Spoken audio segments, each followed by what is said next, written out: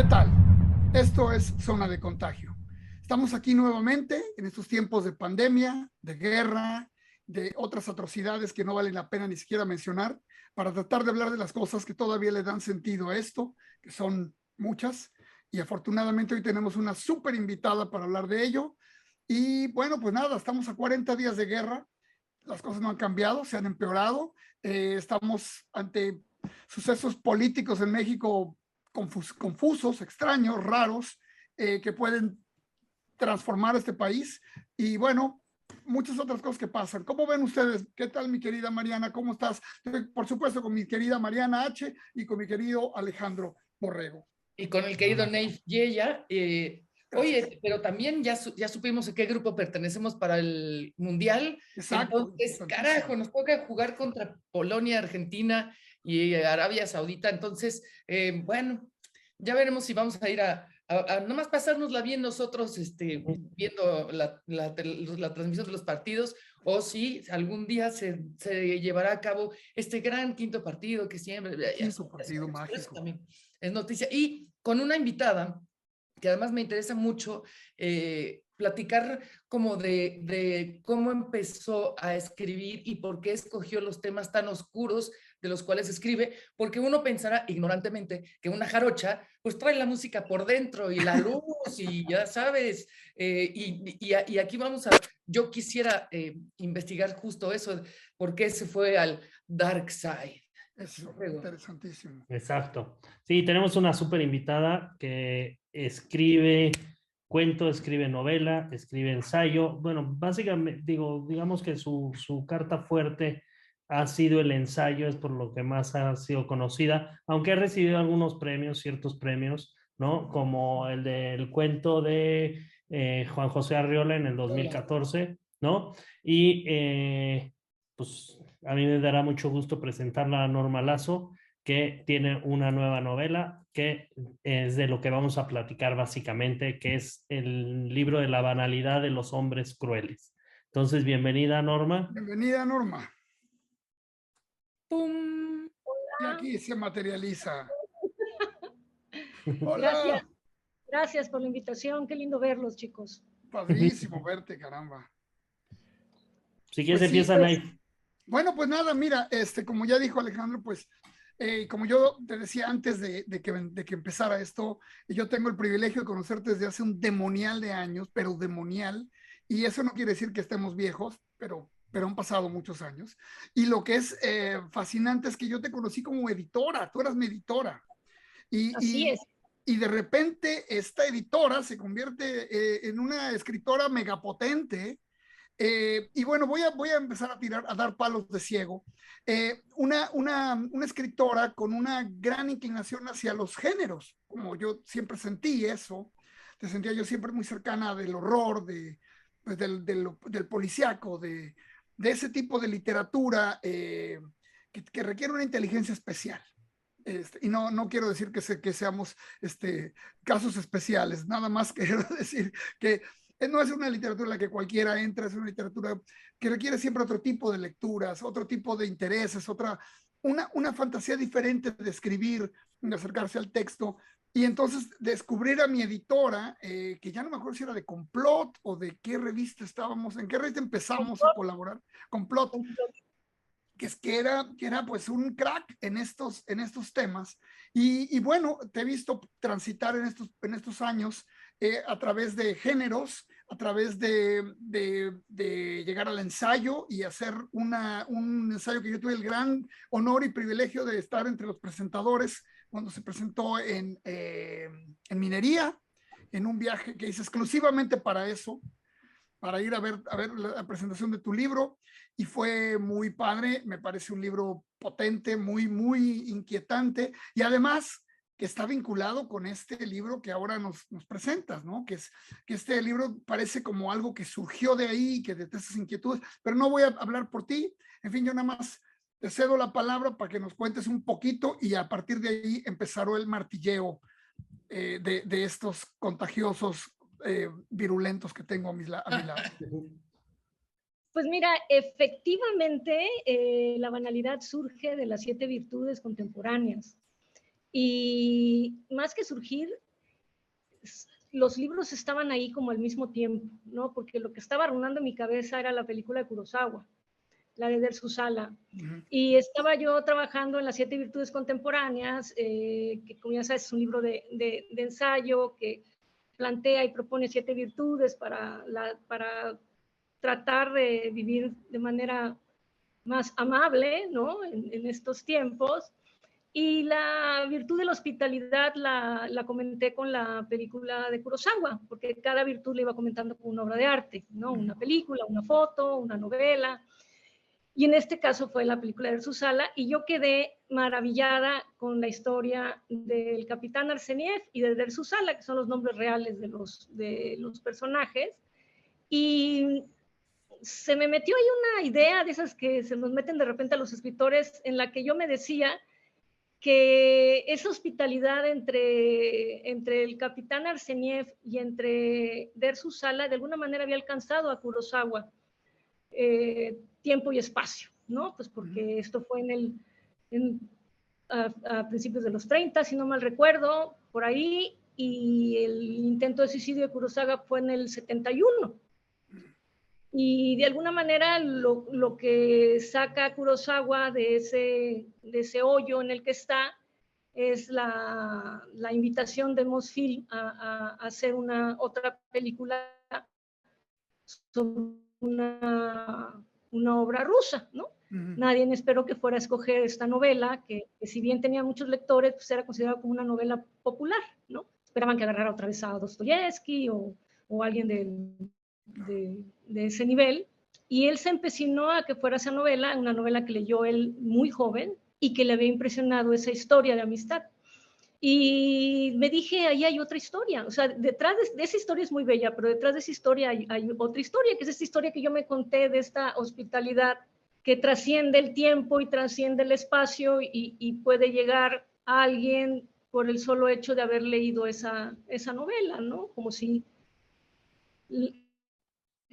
la literatura, para que no suene acá rimbombante, pero lo que los libros nos pueden dar, ¿no?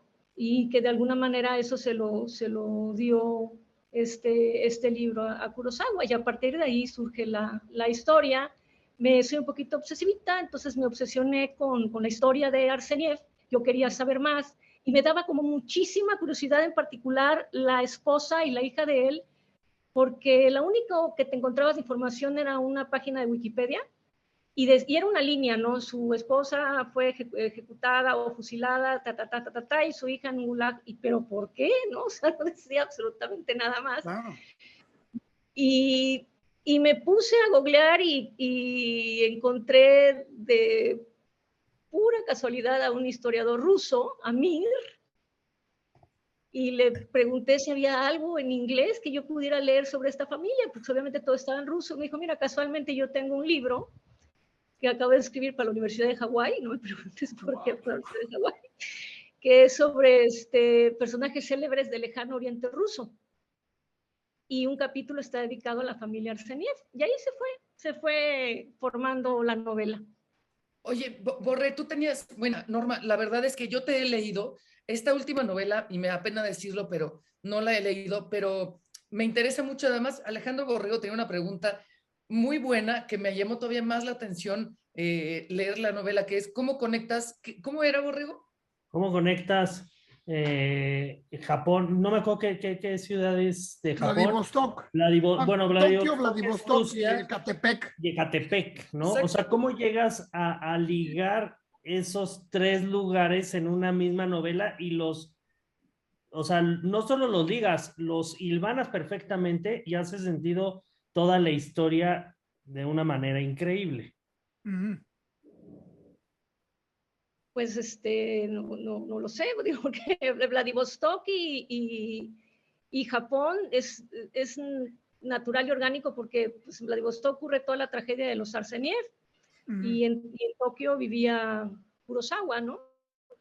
Lo de Ecatepec surge básicamente porque yo hago este tercer personaje que es completamente ficción, inspirado en un amigo mío, en Minoru, que es Nisei, es japonés de segunda generación, y con quien le decía yo que tenía ganas de escribir una historia que tuviera que ver con un Issei en esta novela, porque como ya estaba Japón y ya estaba Vladivostok, quería como algo que no fuera, que tuviera como cierta hilación con los países y con los temas. Entonces, un hijo de japoneses estudiando en Vladivostok me pareció como súper orgánico, ¿no? Y la idea de la novela con el asunto de la hospitalidad, que es esta hospitalidad entre extraños, básicamente, ¿no? Entre gente que no se conoce, que te tiende la mano cuando te ve caído, ¿no? Pensé que tenía que Takumi tener y enfrentar una tragedia también de tal magnitud, ¿no? Y encontrar él la propia mano hospitalaria de un extraño que me ayudara como a seguir con esa idea de la tragedia, pero aquí está la hospitalidad, ¿no? Porque finalmente yo creo que la novela es, si tú me preguntaras de qué va, pues te diría es una historia de hospitalidad, lo primero que se me ocurriría decir, ¿no? Y pues bueno, viendo la imagen de Lenche que está en Farabeuf, pues como que todo empezó a hacer sentido en una especie de concatenación de la crueldad humana a través de no solo la hospitalidad trascendiendo el espacio y el tiempo, sino también la crueldad humana, ¿no?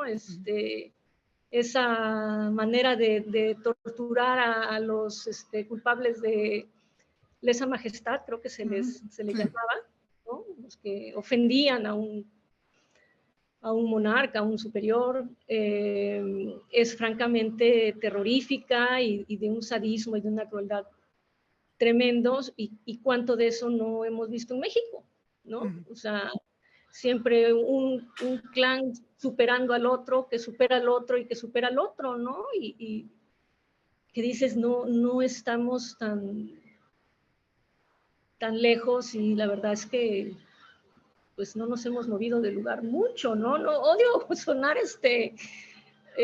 como completamente pesimista, ¿no? Pero para mí es como imposible no verlo de esa manera, y aunque sí veo todo lo bueno que hay en la vida, como decían ayer, muchas cosas por las que vale la pena vivir, y que para mí una de las cosas más grandes son mis amigos. De mis amigos los adoro, los consiento, los apapacho, les hago de comer mal.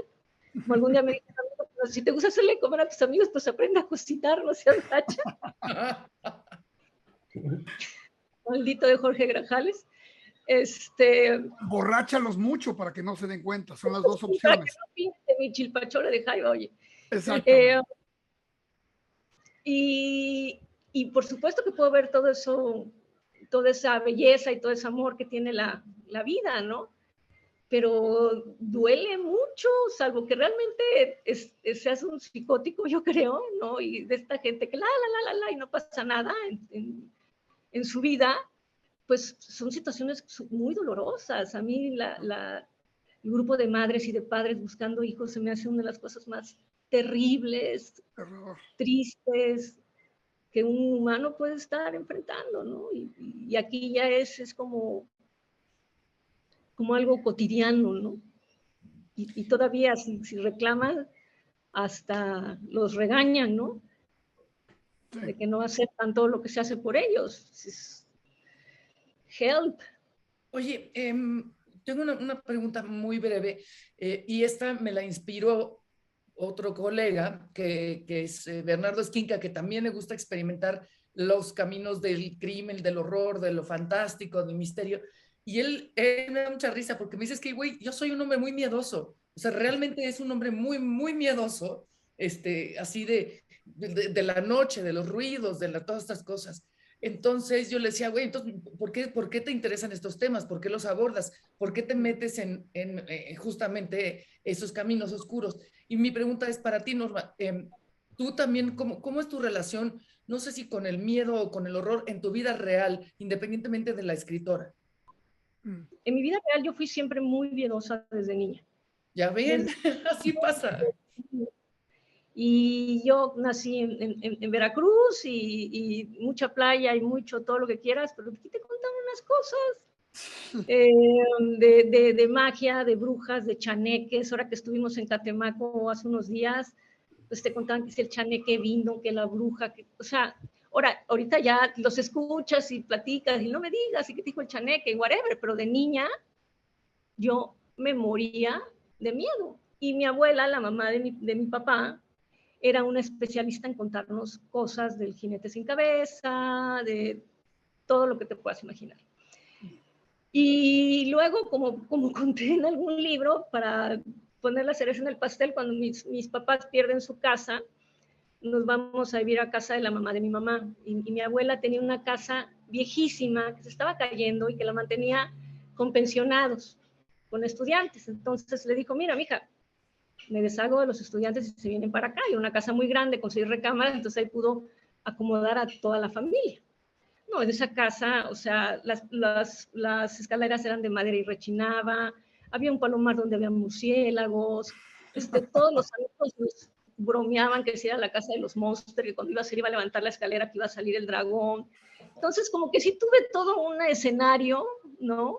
Para cultivar esto, ¿no? Y fui miedosa hasta muy grande, que tenía yo que dormir con la televisión prendida.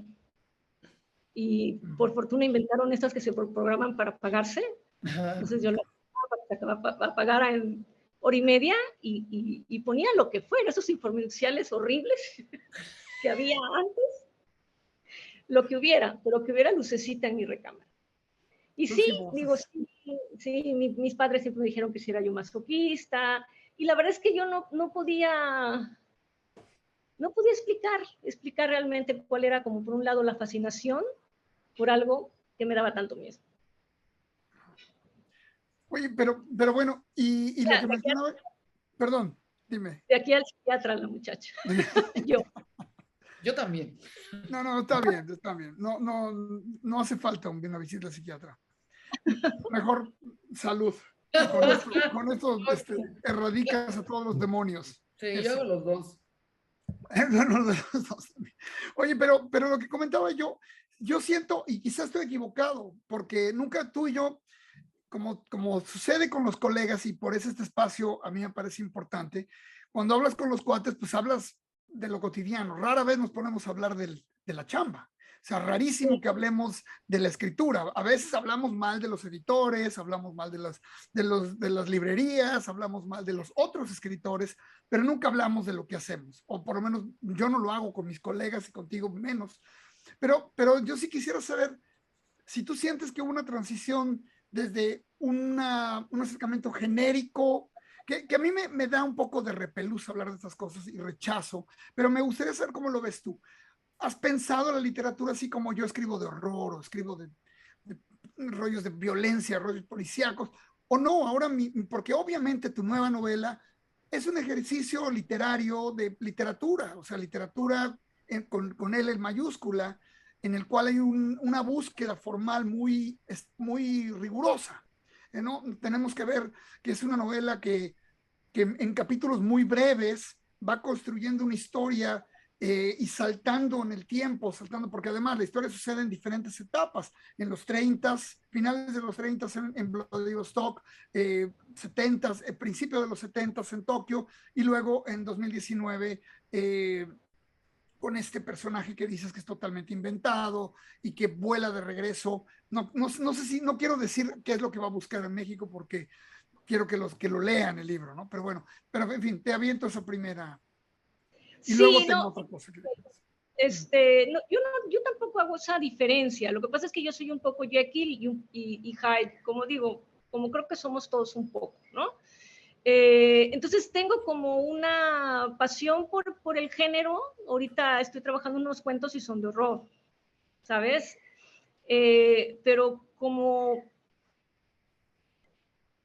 que tengo muchas voces, ¿no? En el ensayo de La luz detrás de la puerta, que escribí sobre la escritura y sobre el silencio y demás. O sea, lo que yo decía es que somos como una orquesta de voces, ¿no? Y hay alguien que está como dirigiéndonos, ¿no?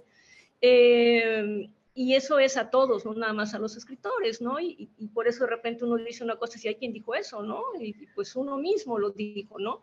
No tenemos esta capacidad de la conciencia al 100%, siempre, ¿no? La plena conciencia, eso es algo muy difícil. Y en este arcoíris de voces, en este legión, ¿no? Que somos, tengo esta vocecita que le gusta el horror, que le gusta el horror, y que está ahorita escribiendo un guión de largometraje que es de horror, y que está escribiendo unos cuentos que son de horror, y que está escribiendo una novela negra, y esa es ahorita la vocecita que está saliendo. Cuando yo empecé a escribir La banalidad, sí había, o sea, no es que yo me haya propuesto a escribir una novela con una búsqueda, no, pero así salió desde el principio, como muy, muy pulidita. Sí me acuerdo, por ejemplo, que me frustraba mucho con los párrafos, porque quería como esculpirlos, como si fuera piedra, ¿no? Quería que quedaran como yo quería leerlos. Y fue un ejercicio que solamente me había ocurrido con ay, se me fue la otra novela, bueno, otra novela que tengo que ya se me olvidó, El dilema de Houdini. Ya me Okay. Sí, es que esa voz me había salido con El dilema de Houdini, que también yo buscaba, o sea, hay una búsqueda en esa voz que en otras es más como si dispararas, ¿no? Creo que era oye, el Alzheimer, hermanito, el William Burroughs, el que hablaba, ¿no? De los párrafos, de los enunciados como si fueran balazos, ¿no? Y que también es otra voz que tengo, que de repente hasta me dicen, parece que estás escribiendo un guión, pero a mí me gusta mucho de repente esa prosa como limpia, como certera, como de ciertos autores americanos como Philip Roth, ¿no? Como el mismo Burroughs, es así, Carver, frases cortas y contundentes, sin dorar, sin adornar tanto, ¿no? Y pues ahora sí que ahí sí está un poco la magia de la escritura, en el sentido que cuando yo empiezo a escribir algo, ahora sí a ver qué voz se presenta, ¿no? Y que finalmente no es la voz que yo quiera, sino es la que se da, porque a veces quiero que se dé una y simplemente no te sale el texto. Y tienes que abandonarlo, ¿no? Cierto, muy cierto. Exacto. Digo, yo ahí también te quería preguntar acerca de eso que hablas sobre las voces, ¿no? En este caso, estamos hablando de una novela que tiene cierto grado de, no de horror ni de terror, sino de violencia, ¿no? Entonces, ¿cómo le haces para que esas voces, digo, viviendo en un mundo tan violento, donde tenemos guerras, donde tenemos secuestros, asesinados, ejecutados por todos lados a cada ratito, ¿no? Y donde los medios y las redes sociales se han encargado de acercarte a todo esto. ¿Cómo haces que cómo haces que esas voces de la violencia no se vuelvan como una especie como de caricatura de lo que estamos viviendo o sea un hiperrealismo que o sea, que salga fuera de contexto? En tu caso, en tu novela, queda muy bien y cuadra muy bien porque no caes en esos excesos que muchas veces hoy en día los escritores lo están haciendo, ¿no? Entonces, ¿cómo te mides para no caer en eso, ¿no? Sí. Si es que te mides, ¿no? Más que medirme es una cosa de gusto, yo creo, ¿no? No es algo que yo disfrute ver ni leer, y por lo tanto no me gusta escribir. Tuve mi época gore, muy jovencita, pero a mí me gustaba como el gore que era comedia, como las primeras películas de Peter Jackson, ¿no? Que eran una gozadera, ¿no? O sea, para reírte y tan, ¿no? Pero nunca he tenido como mucha fascinación por la violencia gráfica en situaciones que podrían ser como muy reales, ¿no?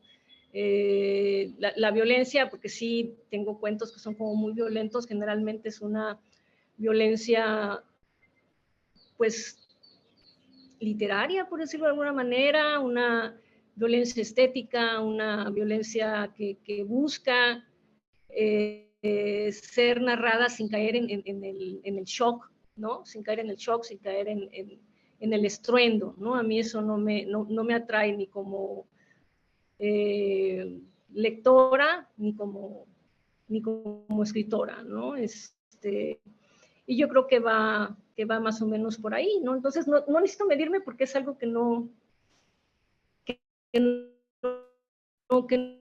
busco, y más bien no tengo ya ahorita que decías de las redes, yo no tengo. Creo que te perdimos un poquito ahí, Norma. No sé si me escuchas. Un perfil en Facebook de mi gato y tan. No soy muy fan de las redes. ¿Entendieron? ¿Ya? Ya, mejor ahora, sí.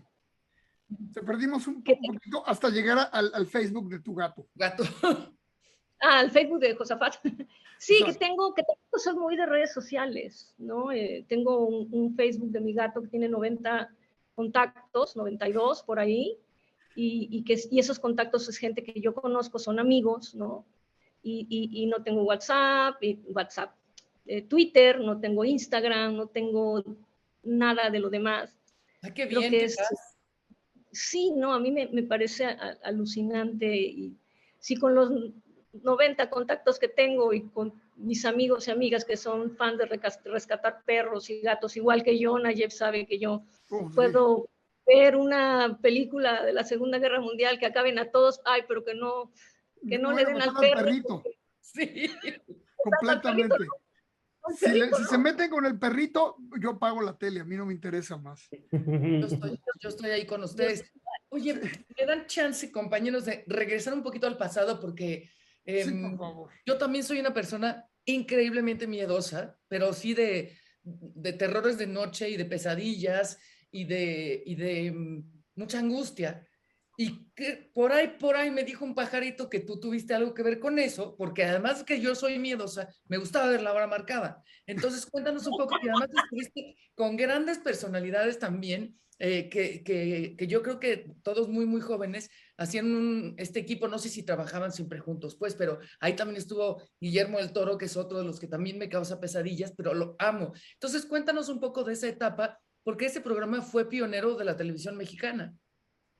Sí, fíjate que yo a ese programa llegué de pura casualidad, porque yo era fan del programa. Y wow, para mí escribir una historia de horror que se viera filmada en televisión a mis 20 y poquititos era así como un sueño. Y entonces lo que yo hice, no lo vas a creer, fue escribir un guión y mandarlo por correo a Videocentro. ¡Wow! No me digas. Sí, porque de hecho a mí todo me dice, no, que trabajaste con Cuarón, que no, nunca los vi, nunca me vieron, saben que existo, yo vivía en Puebla, o sea, dejen de estarme quemando, ¿no? De que creen que yo digo que los conocí, no, para nada, yo vivía en Puebla, yo envié mi guión por correo y me llamaron o sea, sí lo leyeron y me llamaron que les había gustado mucho y que querían hacerlo. Entonces ya vine a la Ciudad de México a firmar mi contrato, me acuerdo que pagaron 500 pesos por el guión, wow, 500 pesos, ¿no? Y firmé un contrato a 101 años o algo así. Y quedé yo realizada, pero fue solamente un capítulo que se llama Tiempo Fuera. Y luego intenté como hacer otros, pero pues obviamente, como no tenía yo experiencia, yo haz de cuenta que estaba escribiendo para, haz de cuenta, no sé, Wes Craven o uno de estos, porque llegaba una nave espacial con unos 500 zombies, ¿no? O sea, tienes que ser, no puede costar más de 50,000, ya no me acuerdo, ¿no? Pero pon tus 50,000 pesos, no pueden ser más de 3 personajes, no pueden ser más de una locación, o sea, te apretaban muchísimo. Y luego escribí otro guión que le gustó a Fernando Sáenz, que era el coproductor, él y Carmen Armendáriz, y ya no sé qué pasó con eso, porque ya no se hizo, porque ese guión sí pasó el control de calidad, pero ellos trabajaban, tenían un método que estaba padre, que tenían los guiones y los directores escogían sí, que querían filmar. y este guión pues ya nadie lo levantó. Y mi guión se filmó, ya no recuerdo quién lo dirigió, pero no fue ninguno de estos hoy famosísimos directores mexicanos. Julián Pastor fue el que lo dirigió. Julián Pastor. Bueno, sí, es bastante famoso. Sí, pero es de otra generación completamente. Es de otra generación, sí, no es de estos mega triunfadores modernos.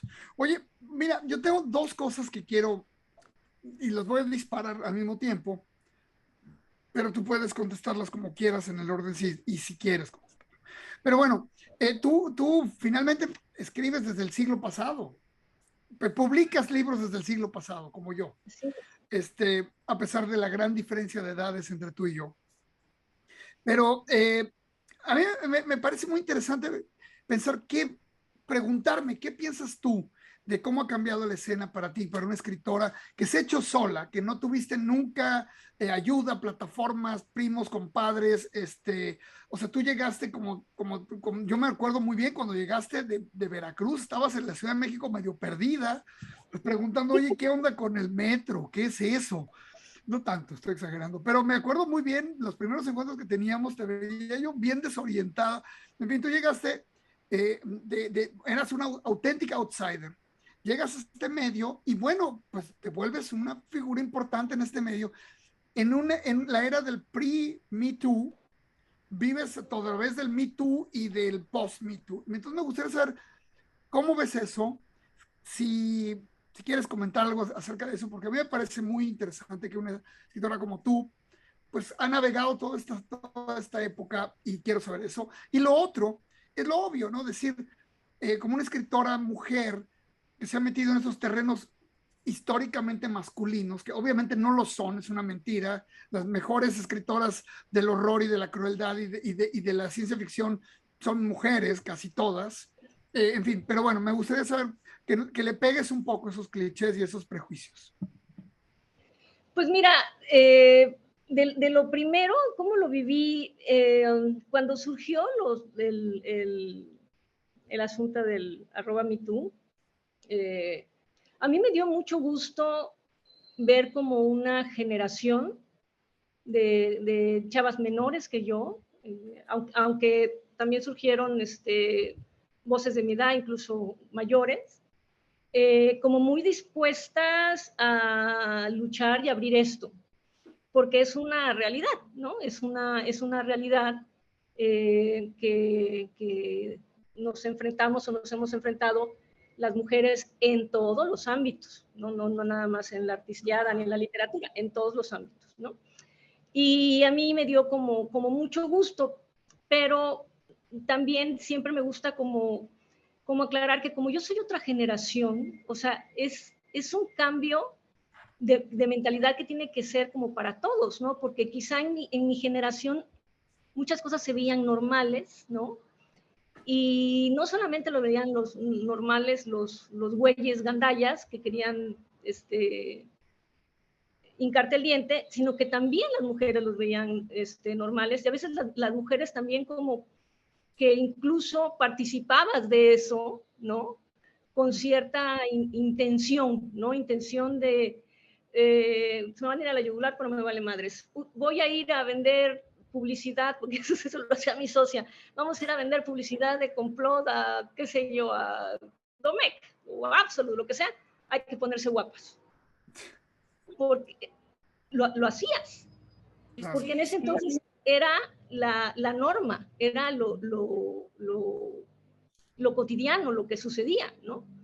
Ya uno, cuando empieza todo este movimiento y lo empiezas a ver en retrospectiva, dices, ay, sí, estaba, pero del nabo, ¿no? La situación en la que uno entrabas, que sí, que son las pautas que se han venido formando del heteropatriarcado, bla, bla, lo que sea, ¿no? No es un tema en el que yo esté muy metida, entonces no quiero decir algo que esté equivocado, pero pese a que ese formato viene desde el heteropatriarcado, las mujeres durante mucho tiempo no nos cuestionamos. Entonces sí me dio mucho gusto ver este cuestionamiento, ver este reaprendizaje de uno mismo, ¿no? De uno mismo, me refiero a mujeres de mi edad, de decir, pues sí, ¿no? De decir con mis propios amigos, o sea, sí estaba del nabo y uno ni siquiera se lo imaginaba. ¿Cómo lo surfié yo? Pues porque siempre he sido muy, pues muy jarocha, mano. Entonces nunca me costó un pelo meterle un chingadazo a alguien o mandar a la chingada a otro. O sea, si sucedía algo era porque era alguien que a mí me gustaba y yo quería, ¿no? Pero me recuerdo mucho, no voy a decir el nombre porque salió muy famoso. Estaba yo con una amiga y estábamos, no, es que tenemos que ir a hacer relaciones igual de antisocial que yo. Tenemos que ir a hacer relaciones públicas para el próximo programa de televisión que vamos a hacer o que ya íbamos. Y estaba yo, vete tú por las copas de vino, ¿no? O sea, dice que hacer relaciones sociales y las dos en una esquina, ¿no? Y voy por las copas de vino y se me acerca un güey y me agarra mi cabello y me dice, ¿y estos risitos de quién son? Pero así, metiéndome los dedos. Y digo, te vale madre si le metí un fregadazo, ¿no? Chingón. Y ya regreso a mi amiga y le traigo los vinos. Y dije, me dice, ya vámonos, no, pues acabas de arruinar a quien veníamos a no, pues ya, valió, ¿no? Pero nunca tuve yo como empacho en eso, ¿no? Y también es una cosa de personalidad, digo, no todas las chavas tienen pues ese empuje o ese valemadrismo. Hay chavas que son más tímidas, hay chavas que son más temerosas, que igual temes perder el trabajo, que tienes hijos, ¿no? O sea, hay como tantas y tantas situaciones por las que uno no puede juzgar lo que han hecho o no han hecho otras mujeres. Y así fue como yo surfé. Entonces, a muchos les caía yo en gracia, como a nuestro querido Serge, que le hacía yo muchísima gracia, como, lo hiciste llorar, me decía, lo hiciste llorar, ¿no? Sergio González, y a otros pues les caía yo como bomba, pero era mi manera en la que yo podía como lidiar y tolerar con eso, ¿no? Y si me permiten, yo también fui, yo soy de las que se quedaba calladas, ¿no? O sea, si me hubieran dicho, ¿de quiénes son esos risitos? Yo hubiera dicho, ¡ay, vámonos, ¿no? Típico comportamiento. Y de eso también se trata el Me Too, de las que no tuvimos las herramientas para decir, oye, ¿qué te pasa? Son mis risitos, estúpido. Y lo que sí a mí me ha pesado, porque tú hablabas de generación Norma, y yo tampoco estoy en la generación de quienes empezaron este movimiento, es que a nosotras, las que somos un poco más grandes y que muchas nos callamos, también el mismo movimiento a veces te acusa de, es que tú te callaste, es que tú no hablaste, es que tú fomentaste a lo mejor un comportamiento de ese tipo, y la verdad es que yo lo que les digo muchas veces es, sí, pero tú tienes herramientas, tú tienes redes sociales, tú tienes otra educación. Claro. Entonces, sí creo que uno de los grandes principios de este movimiento tiene que ser no separarnos a nosotras porque nosotras dejamos pasar cosas que hoy serían inaceptables, sino decir, comadre, qué mal pedo que a ti te pase esto, pero podemos hablar todas del asunto, ¿no? Sí, no, entonces la sororidad entre quienes quedan, ¿no? Entonces ya no hay tal sororidad. A mí no me ha tocado eso aún todavía, pero sí siento que hay de repente, te digo, no es un tema que yo conozco mucho, pero luego veo como entre amigas que son feministas, es esta como lucha entre las tres olas, entre la primera ola, que bueno, como Marta Lamas, por ejemplo, porque Marta Lamas es de la primera ola, está la segunda ola y está la tercera, y esta tercera no participa mucho, por lo que entiendo, no acepta mucho a las anteriores, y bueno, a mí me parece un error, porque finalmente, pues, si se ha llegado ahí es justamente por este camino que han hecho las feministas desde el inicio, y digo las feministas porque yo prácticamente no he hecho nada, ¿no? A mí no me gusta colgarme guirnaldas, ¿no? Y nunca fui de las que luchó, ni de las que marchó, ni de las que hizo gran cosa, ¿no? Si bien tenía yo como la conciencia de que ocurrían ciertas cosas, a mí no se me da lo gregario. Soy, como dije hace rato, muy antisocial, no se me da lo gregario. Y ese ha sido un hándicap mío, o sea, prácticamente nunca me sumo a nada, no solamente a a algo como el feminismo, sino a nada, no soy gregaria, lo cual también me ha, por supuesto, puesto en un lugar de tienes mucho que agradecer, ¿por qué no dices que eres feminista si tienes mucho que agradecerle? No, claro que lo agradezco y por supuesto que yo hago lo que puedo desde mi trinchera, que es escribiendo, pero más allá de lo que hago, no sabría qué más hacer, porque no tengo esas herramientas. Claro. Pero fíjate, perdón Alejandro, nada más rapidísimo. Adelante, Lo adelante. que a mí me parece, lo que acabas tú de decir, que se refleja también en tu trabajo. O sea, tú no perteneces a ninguna corriente, no perteneces a ningún grupo. O sea, a pesar de que yo te he visto a lo largo de los años cerca de escritores de diferentes calibres, por decirles de alguna manera, tú siempre has estado en algo muy diferente, muy en tu rollo. O sea, realmente tu rollo no se parece a los otros ni a nuestros amigos que tenemos que son muy de género, ¿no? Así, la onda que se conoce en el género o los géneros así de pe a pa y completamente, o los autores que son muy literarios, que también tenemos amigos mutuos que están muy en eso. Tú estás como un poco navegando entre ellos también, sin tener ninguna responsabilidad con ninguno de los dos. Al contrario, ellos creo que tienen y tenemos más responsabilidades contigo y más deudas a veces contigo. No, ninguna. La Complot fue una cosa maravillosa que me dejó muchos amigos, es lo que más le agradezco a la revista. Mira amigos qué queridos, divertidos, ¿sí? Sí, pero, o sea, vuelvo a lo mismo, no es algo como planeado, es mi personalidad. Y sí tengo, y digo, no soy lobo estepario ni nada por el estilo, tengo muchos amigos, pero no tengo el espíritu gregario de organizarse, ¿sabes? O sea, y tampoco nunca me gustó ser parte, y eso sí es como muy consciente, como de grupos literarios. O sea, a mí me hacía como mucho ruido este asunto como de estarse peleando por naderías, ¿sabes? Y el primer número, no sé si tú te acuerdas de La Complot, que era horrible, pero que estuvo muy divertido. Yo acuñé el lema de la revista, que era Operación Caos Cultural. Claro. Entonces, aquí va a escribir Monsiváis, y vamos a invitar a Álvaro Enrique, y vamos a invitar a Fadanelli, y vamos a invitar a Nayef. O sea, aquí va a haber todas las plumas que nos gusten, sean de donde sean, van a entrar aquí. Y sí me tocaba de repente de que es que si escribe fulano y yo no escribo, pues no escribas, man, ¿no? Claro. Ya te podrás imaginar, ¿no? Que de me repente imagino muy bien, me acuerdo muy bien. Nuestros amigos que son así como berrinchudos, ¿no? De yo o nadie, ¿no? Exactamente. Y no, y yo no lo permitía, ¿no? Porque yo sí quería, si tú quieres, muy ingenuo en mi parte, pero yo sí tenía esta idea como de, pero ¿por qué se van a pelear por un espacio de una revista contra otra revista? O sea, me parecía una verdadera tontería. Claro, claro.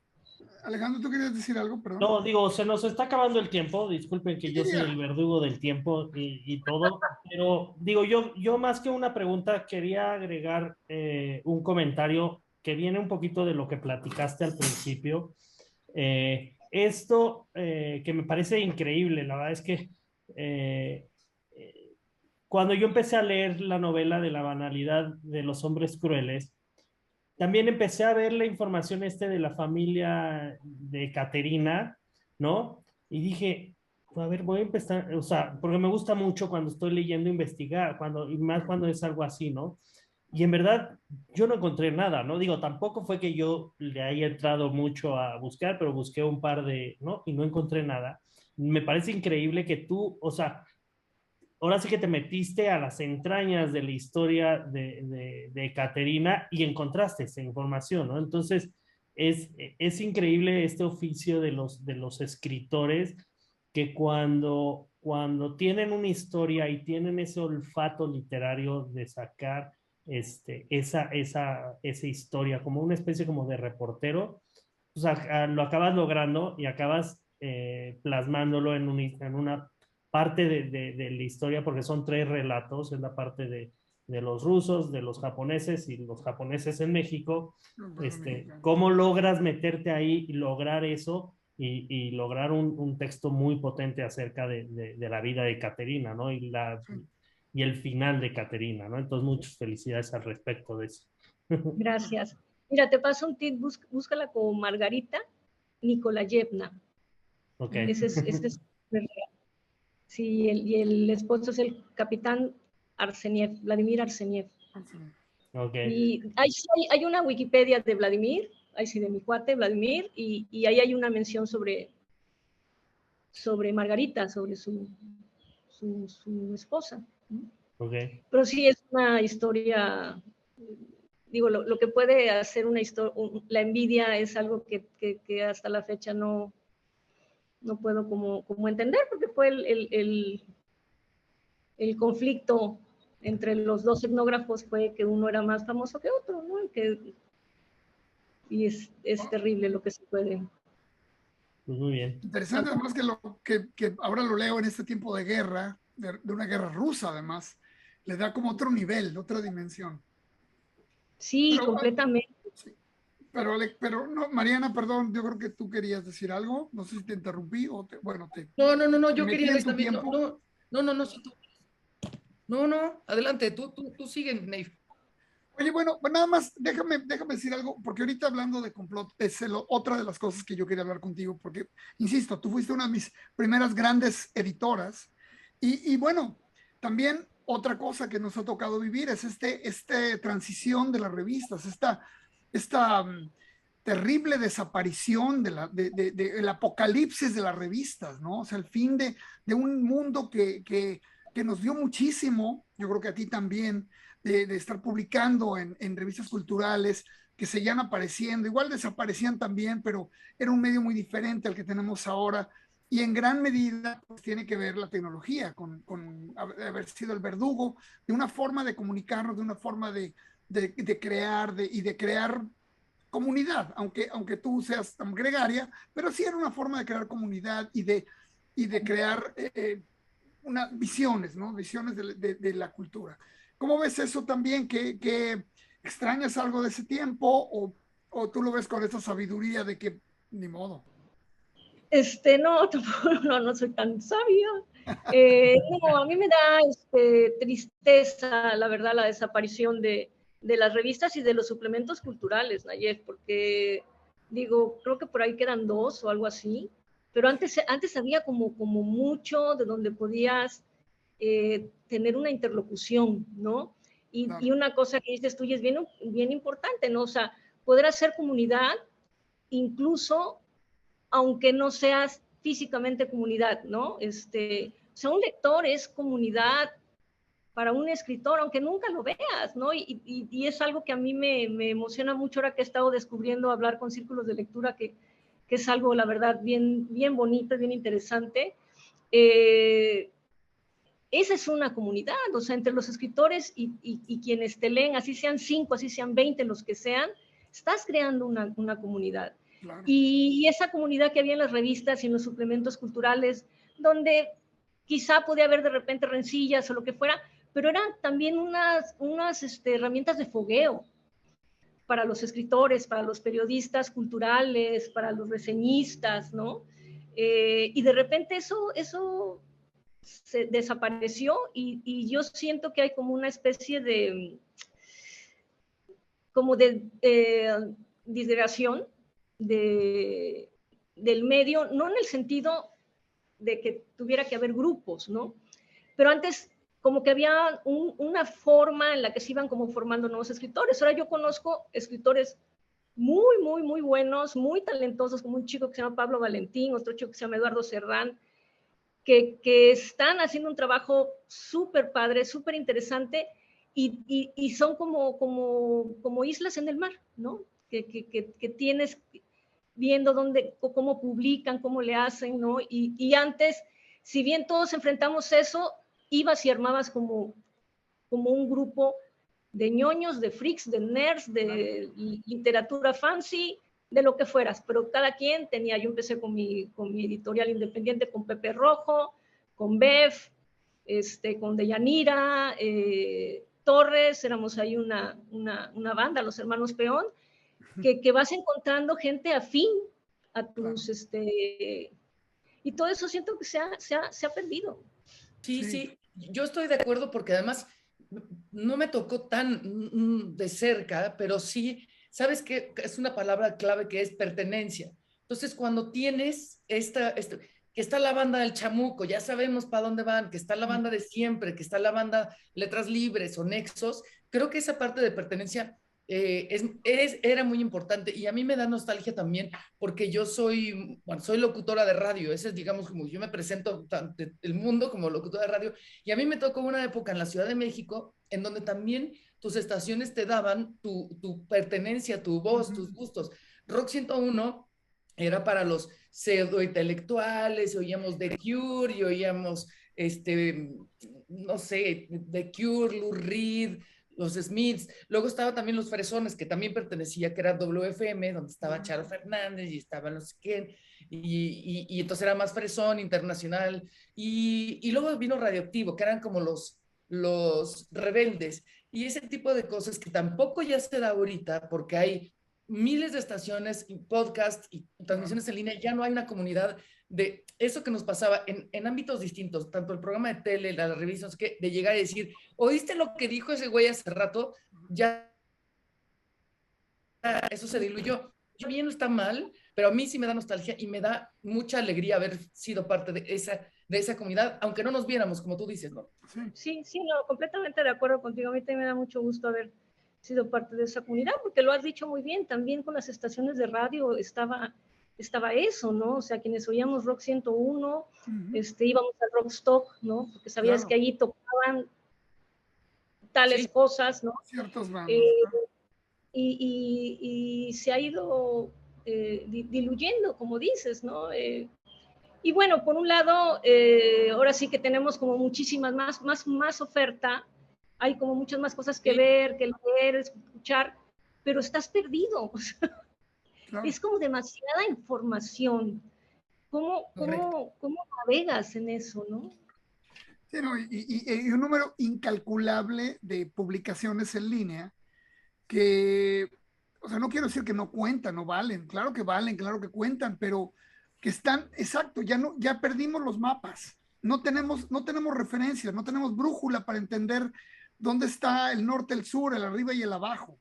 Entonces de repente te encuentras algo y dices, ¿cómo pude vivir toda mi vida sin haber visto, no sé, chorolitomartinez.com, ¿no? O sea, no tengo ni idea cómo pude vivir hasta ahora sin haber leído a este hombre. Y así es eso, estamos perdidos porque ya no hay las referencias elementales que nos daban un suelo firme en que pisar. Ahora todo es farragoso, pantanoso y peor, virtualoso. Así es. Exacto. Pero bueno, en fin, no sé, creo que estamos llegando al final. Me encantaría que nos diera Alejandro unos cuantos minutos más. ¿Qué dices tú, mi queridísimo? Sí, venga. Pues está interesante. Bueno, mira, nada más, volviendo al otro asunto, el rollo, perdón con mi obsesión de género, pero a mí sí me ha afectado mucho todo este rollo, y además mi nuevo libro también va sobre eso, entonces por eso quiero sacarte información, a ver qué piensas tú, porque confío en tu punto de vista. Pero la idea de la violencia, la idea de la crueldad y de esta idea de la banalidad de los hombres crueles, que tiene por un lado una raíz muy arendtiana, muy Hannah Arendtiana, obviamente, y por otro lado, pues me parece interesante que tú lo tomes como un vector de búsqueda, ¿no? O sea, la crueldad como un vector, o sea, ¿cómo lo ves tú? ¿Cómo lo piensas? ¿Cómo lo sientes? O sea, ya nos has dicho algo de esto, pero quisiera que te enfocaras en ese elemento. Pues mira, la crueldad es algo que siempre ha atravesado mis libros, creo yo, ¿no? Y bueno, desde libro juvenil como El mecanismo del miedo, ¿no? Que es la persecución de las brujas, que ya sabes cómo eran, ¿no? Que eran completamente sádicas lo que hacían con estas mujeres u hombres, ¿no? La persecución, sí. y el mismo caso del dilema de Houdini o lo imperdonable. Creo que la crueldad siempre ha estado ahí como latiendo porque para mí siento que la crueldad es algo en lo que podemos, algo que decides, ¿sabes? O sea, por ahí hay un autor psicoanalista, que no recuerdo ahorita su nombre, que dice que la violencia se padece, ¿no? Que la violencia se padece. ¿A eso a qué se refiere? Que somos violentos. O sea, somos violentos innatamente porque somos animales, mamíferos, carnívoros o lo que sea, y es algo que traes en tu manera de relacionar. Entonces, la violencia la padeces, pero la crueldad la decidimos. O sea, el ensañarse de una manera, como hablamos hace rato del Lenche, ¿no? Por muy cultural, usos y costumbres y lo que sea, que a mí me hace un ruido tremendo y que me perdonen los defensores de eso, ¿no? Que sean mi mirada colonial, occidental o lo que sea, ¿no? Esos despliegues de tortura, pues es crueldad pura y crueldad decidida, ¿no? Porque voy a decir una brutalidad en el sentido de golpe, de efecto, ¿no? Puedes matar a alguien, no. Este señor, abusó de su jefe y ya, condenado a muerte y le metes un balazo. Es terrible, me queda claro. Pero no solamente es quitarle la vida a alguien, es cómo se la quitamos, de qué manera más dolorosa, de poquito, objeta, ¿no? Y estás hablando del Lenche de hace, bueno, tampoco hace tanto, que sean como 200 años, pero estás viviendo ese fenómeno pues, en México con los feminicidios, ¿no? Con las ejecuciones entre narcos, ¿no? Que siempre salen con su batalla de no, es este pleito de bandas rivales. ¿Y eso qué, güey? O sea, como son bandas rivales no importan, ¿no? oye, está en el fútbol, carajo. Sí, claro. Oye, eso del fútbol estuvo, es que, y mira, no, o sea, a mí me gustaba el soccer, ya no veo soccer hace muchos años, pero es así de con qué brutalidad y qué bestialidad pueden enfrentarse por, aquí me va a perdonar el señor Yaya, pero por una nimiedad que es el soccer. Cuidado, estamos en un terreno peligroso aquí. Sí, claro. ¿No? No, tienes razón, sí. Y no es solamente le pego, sino le pego, lo arrastro, lo paleo, lo encuero, ¿qué onda? O Sí, sea, exacto, lo encuero. ¿Qué es esa onda? O sea, cuando en una pelea antes, bueno, no sé, igual yo vivía en otro planeta, pero había peleas y le pegabas a veces feo y te pegaban feo, pero nadie te encueraba si ya estabas tirado en el suelo. ¿Cuál es la Inconsciente. finalidad? No. Sí. La brutalidad, sí, absoluta. la humillación, buscar humillarlo Exacto. hasta el final. Exacto. Pero fíjate, interesante lo que dices.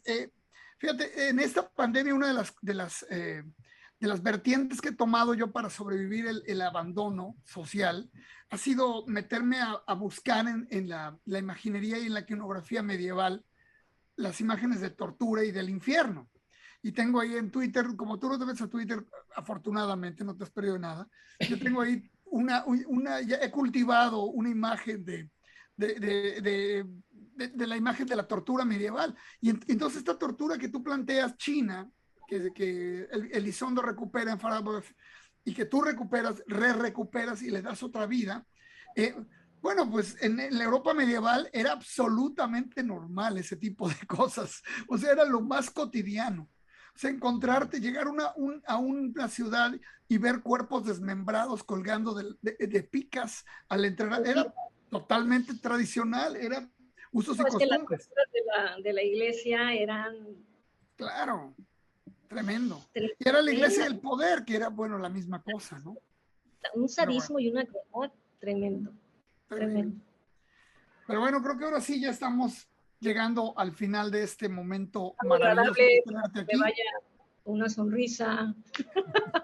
Es un buen momento terminar el programa en una nota alta, hablando de torturas, desmembramientos, de decapitamientos, extracción de ojos por maneras brutales y crueles, en fin. Es una buena manera de terminar nuestra charla semanal, en la cual tratamos de darle un poco de sentido a esta pandemia y a esta vida que nos tiene semi-confinados, disque confinados, hipotéticamente confinados. Pero ¿verdad? no, pero la gozadera de la plática con Norma, eso es lo que nos deja la sonrisa. No, y además quiero agregar ya por último, para echarle más flores a Norma, es que a pesar de esa violencia con la que arma, su texto es impecable y la verdad es que es muy bello, está muy bien escrito y todo. La verdad es que vale la pena que le echen un ojo y lo vean. Y dejaré las últimas palabras a Nayef. Pues nada, bueno, pues caray, queridos espectadores de Zona de Contagio, tenemos a Norma aquí, ya la vieron, existe Norma Lazo, no es un invento del marketing internacional como por ahí se dice, es un personaje real, capaz de escribir estos libros maravillosos. Yo nada más diría, con que vean los últimos dos, pero bueno, si ya te vas para atrás y tienes una perspectiva de todas sus novelas, es una cosa fabulosa, de sus cuentos, una gran escritora, un honor tenerte aquí, queridísima Norma. Y pues nada, es un gusto, píquenle al me gusta, suscríbanse, coméntenle a su tía y a su prima, al hermanito que le gusta torturar perros, díganle que venga aquí, a lo mejor se le quita las malas mañas. Y pues bueno, muchas gracias. Y pues esto fue Zona de Contagio. Gracias a ustedes, a los tres.